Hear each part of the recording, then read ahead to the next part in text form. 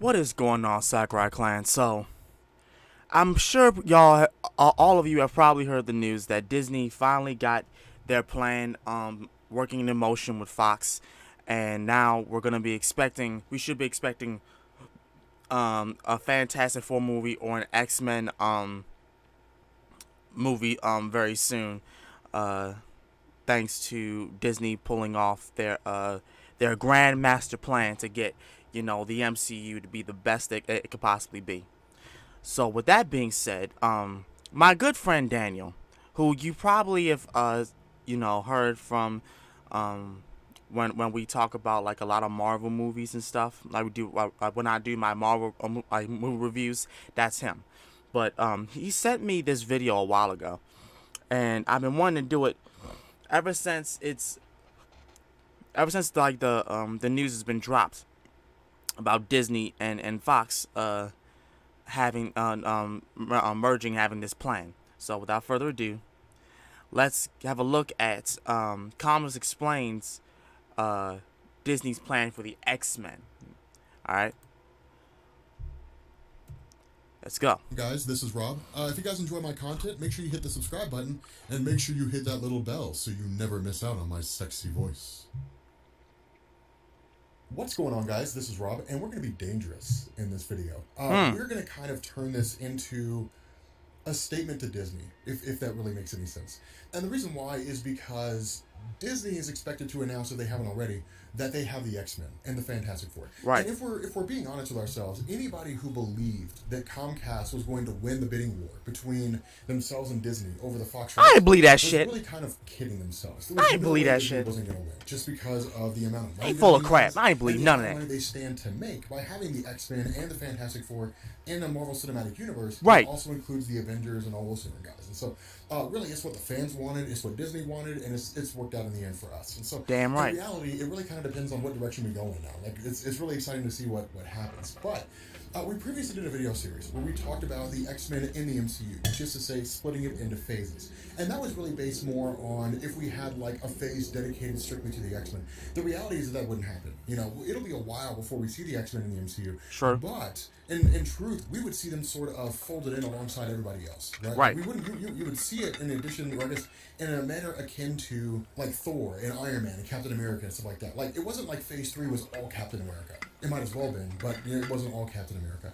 And it's not like Phase 2 was all Iron Man. And so the result is that we're going to see the X-Men sort of peppered in. But the rumor mill's turning out the idea that Marvel and Disney want to use the Eternals to roll the X-Men over, or really explain like the origin of mutants, which is a smart move because one of the things Really? that Fox never really did was explain the origin of mutants. They did. Like, they never they're there. did that shit. Done, and like that's it. Like we never really got an origin of Charles Xavier. We never Right. really got an origin. We kind of got an origin of Magneto to a degree. We got an origin for Wolverine, but we didn't really get like an origin of where mutants came from and how they exist. They were just suddenly there. That would be So dope to I see. think that Fox and Disney taking the approach of giving us an origin for this group is pretty significant. Now the question becomes, how exactly are they going to give us this origin? Okay. Right. So the reality of this is that we have to look at the nature of the Eternals themselves.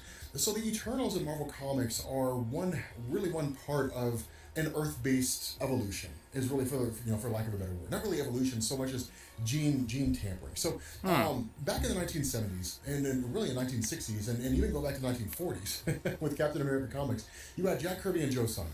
And Jack Kirby was the artist, Joe Simon was the writer. Now, of course, they created Captain America. Fast forward 20 years, Jack Kirby is one of the major leading hands behind the formation of Marvel in the 1960s. It's really like in Marvel's history, you've had a handful of people who have really like changed the entire dynamic of the company. For example, you had Stan Lee, Jack Kirby, and Steve Ditko in the 1960s.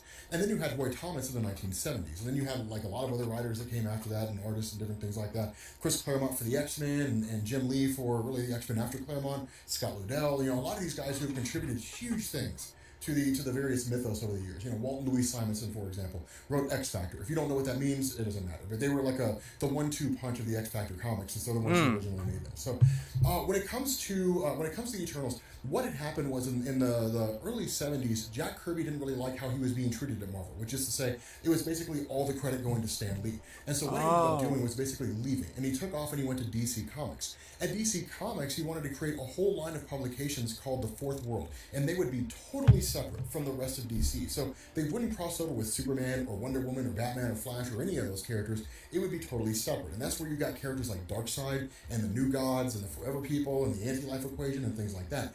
The issue was that Jack Kirby was treated pretty badly at DC. So halfway through the project, he quit and went back to Marvel. And so that's why DC rolled New Gods and Darkseid and all those characters into the main DC line of comics, because they didn't really have a choice. They didn't really know what to do after Jack Kirby left. And so when Jack Kirby went back to Marvel, his idea was to take his whole fourth world concept and roll it into Marvel Comics. Thus, we got the Eternals. Now, the Eternals were again, one part of a existing landscape at the time. And the way that Jack Kirby explained this is he said that at some point along the line of Earth's history, the planet was visited by the Celestials. And the Celestials come in what are called hosts or visitations, or whatever you want to call it. The first host was when they first got here, and what they did is they started looking at all these different humans that existed around Earth, and they took a huge chunk of them, and they said, we're going to experiment on your genes. Now, of course, the Celestials, you'll recall from Guardians of the Galaxy, that one guy with a giant staff that wiped out a whole planet, and the Guardians of the Galaxy film, when what's his name was giving the whole explanation. Then you have I think it's Esau the Sorcerer, but anyway, so in this first host, the Celestials visited Earth, and they said, we are going to meddle with the genes of early humans. And so what they did is they created three groups. You had baseline humans who didn't show any indication that their genes had been tampered with. You had the Eternals, and you had the Deviants. Now, the Deviants were basically like trolls and monsters. Right? They looked like these terrible, horrible, ugly-looking things. But they basically, resided underground. Now, there came a point. No, I'm sorry, they didn't reside underground. They resided in Lemuria, the capital city of Atlantis. And we'll talk more about that here in a second. And then you had the Eternals, who were really more heavenly beings. They literally looked like angels. I mean, not all of them had blonde hair and blue eyes, but they had like perfect skin, and they had super strength, and they could fly, and they were like the epitome of what humans were supposed to be. And so fast forward, some few hundred years or something along those lines, and the Deviants, really the Eternals, didn't really care about anything. They were just living in the mountains and doing whatever. They were hippies, basically. And the Deviants were like the Morlocks from H.G. Wells' Time Machine. And so what ended up happening is the Deviants actually enslaved baseline humans and forced them to build their cities and all that kind of stuff in the Atlantean city of Lemuria. And so what happened was the Celestials came back in the second host to visit their experiments and to see how their experiments were progressing. They saw what the Deviants were doing, and they were just like, what in the hell is going on? And so they were like, you guys have to stop doing this. You have to stop enslaving baseline humans. The Deviants attacked the Celestials, and the Celestials initiated what's called the Great Cataclysm. And the Great Cataclysm was basically them just like wiping out everything. Damn! They sucked Atlantis, and they flooded the world, which from Marvel Comics is where you sort of get the Judeo-Christian ideology of God flooding the earth. That's basically what happened. But Atlantis was sunk, all forms of technology were lost, and essentially humanity started all over again. Which is why if you go and you read Marvel Comics, it looks like humanity's only been around for 10, 15,000 years, when in reality they've been around for a lot longer. It's just that the Celestials forced everything to be restarted. But during the Great Cataclysm, the Eternals took off. They basically bailed out. And some of them went out to explore the spaceways, explore the stars, and see what all was out there, which is actually covered in the Eternal storyline by both Jack Kirby and Neil Gaiman. Neil Gaiman's Eternals is crazy amazing. It's like 8 issues long, but it is so badass. And then some of the Eternals settled on Titan, on Saturn's moon Titan. Now, this led to a kind of civil war among the Eternals on Titan, and once the civil war was over, then you ended up having, essentially this woman, Sui San, and then another set of the Eternals left Earth again. They settled on Titan. She ended up marrying one of the Eternals who settled on Titan, and Sui San gave birth to Thanos. So that's where like that whole thing really sort of wraps together. Hopefully that light bulb's going off where you're just like, oh, I see how it's all intertwined. Right. Comics are a mixed and wonderful world of adventure. But back to the baseline humans. So no wonder why Thanos is so damn powerful. What we ended up learning was there was basically kind of a ticking clock, like a time clock that was set. And that once this time clock ended, then suddenly these mutations would start to give rise. The first of these was Selene. And Selene is what we call an external. She's a mutant that is legitimately immortal. The caveat to her is she has to absorb the life energies of others to keep herself alive. So she's not a true external. A true external would be somebody like Gideon, who was an enemy of X-Force and Cable for a long time. But an external is a mutant who cannot die. Like they will live forever until you like decapitate them or something like that. Like, they'll never die of old age. They'll never die of illness or disease. They'll never die of anything outside of having their head chopped off. So they're not invulnerable. Right? Like there's a difference in Marvel Comics between immortality and invulnerability. Right. You know, there are people who are immortal sometimes can and can't die. Marvel usually uses the word immortality in the sense that they won't die of old age or disease. That's really the extent of immortality. Invulnerability complements that by saying not only can they not die of any kind of disease or old age, but no one can harm them. So they're basically beyond reproach, which is like Apocalypse, you know, or somebody like that, kind of, depending on who's writing the story. Okay, I'm going to talk about that for a second. Take Wolverine, for example. Like, one of the big misconceptions is that Wolverine is an external. That's not true. Wolverine would die. Like, let's say, for example, that Wolverine never had adamantium bonded to his bones. And that meant that he would go forward with just an insane healing factor. Like any muscle in the body, the healing factor would eventually burn out. It might be in 2,000 years or 10,000 years, but eventually it would burn out and he would just die of old age. So he's not inherently immortal. He wouldn't live forever, whether or not he had a healing factor. It doesn't really matter there.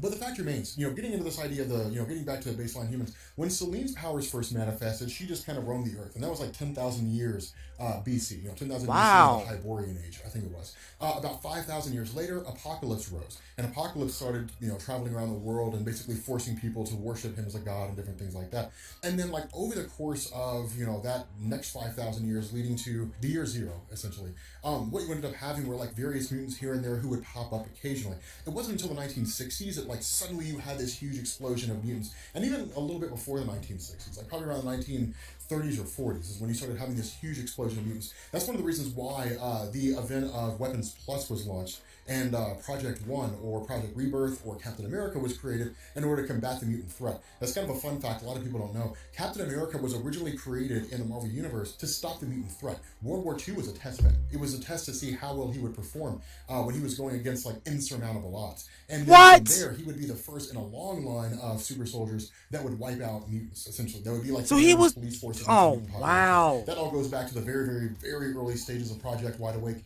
really before it was called Wide Awake, but it goes back to the early stages of Project Wide Awake and then what would eventually become Operation Zero Tolerance and all that kind of stuff. Been reading X-Men for a long time, folks. So much knowledge up here about the X-Men. Right, it's seriously. But nonetheless, that would be the origin of mutants. He knows his shit. The problem that you run into in Marvel Comics and that you would run into in the movies is if this is the origin of the X-Men and mutants have existed for so long, then how comes no one's heard about them? Right. Like, why hasn't anybody heard about Charles Xavier or Magneto or any of these guys?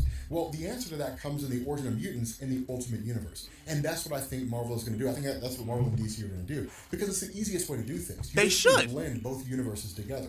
What you say is that the Celestials still modified the genes of early man, and they basically gave way to what would become mutants. It's just that mutants weren't discovered until Wolverine. Now, the way this worked in Marvel Comics and the way this works in the Marvel movies is they kind of shifted things up a bit. Right? Like, most of the Marvel movies, in fact, pretty much all the Marvel movies, borrow heavily from the Ultimate Universe. There's a couple of exceptions, like Captain America being the first super soldier that comes from the main Marvel Universe. But in the Ultimate Universe, Samuel Jackson Nick Fury was the original super soldier. And then after Nick Fury came Steve Rogers, Captain America. But in this Ultimate Universe origin, when it comes to the mutant population, what ended up happening is when Nick Fury was created, or when he was given the super soldier serum, that was done by the United States. In Canada, James Howlett was given the same super soldier serum. The problem with this was that when they started going through and analyzing his genes, what they realized is there was like a gene that if it was activated would grant people powers. And so they activated his gene, which gave him a healing factor, and then adamantium was bonded to his bones. And so following that, they basically created this kind of substance that was spread throughout the world, and all the mutant powers started waking up. So for those of you guys who read Inhumans, I don't know anybody who does, but for those of you guys who read Inhumans or saw Agents of S.H.I.E.L.D., imagine what you saw in Agents of S.H.I.E.L.D. pertaining to the mutant population. That's basically what would happen. Wow. And that's what happened in the Ultimate Universe. And it was a super quick and easy way to introduce mutants and say, now we got the X-Men, like, and all that kind of good stuff. And it worked really, really well. But that's how you roll them in. That's literally what you do. You give the celestial origin with regards to the Eternals, but then you say something happened somewhere along the line. Like Steve Rogers, Captain America dies during Infinity War or during Avengers 4. And so now after his death, it's like a mad race by all these countries to create their own versions of quote-unquote Captain America, and in the process, then it awakes all these damn mutants. He pops up as Wolverine, they spread the substance around the world, and suddenly mutants start popping up everywhere. That would be dope as shit! That would be dope as shit if they did that. The simplest one. So that's kind of my statement to Disney. Hopefully it works. I'm a guy who talks about comic books on YouTube. There's no reason you should listen to me, or no reason you should have to listen to me. But we I've also listening. been I'm reading listening to X-Men you for a though. long time. So I That's have a lot awesome to hear. of knowledge that I can bring to the table, but you're also dealing with directly with Marvel, and they've got a lot of knowledge on the X-Men too. Cause So that's a great way to bring them anyway, in. hopefully this gets taken into consideration by somebody. Right. I have no idea. And yeah, if you are new here to Comics Explained, make sure you guys hit the sub button to become part of the Rob Corps. If you guys enjoy this video, make sure you drop a like. I will. And I will catch you all later. Peace. Peace. Yo, I'm just saying that would be a dope way to include the X-Men, because it would it would patch up so much, that happened in MCU already, because they've already missed out on the chance for Civil War, because the X-Men, the mutants, they played a big role in the Civil War in the comics. So yeah, it's a great way to put that in, like something happening to Captain America, or like the whole thing dealing with Thanos, and everybody gets scared. Well, the people who are still surviving, like who are still existing on Earth, they get scared, and there's this secret ass plan to create the next type of super soldier or whatever, and they make this chemical, and something goes wrong, and it just wakes up a whole bunch of mutants, like people who have these hidden powers, and they become mutants. Like, that would be awesome. That would be the dopest shit I've ever seen. Other than that, because if I like that would honestly get me more excited. That would get me so excited. I don't know about y'all, but to me that's a good idea, because it would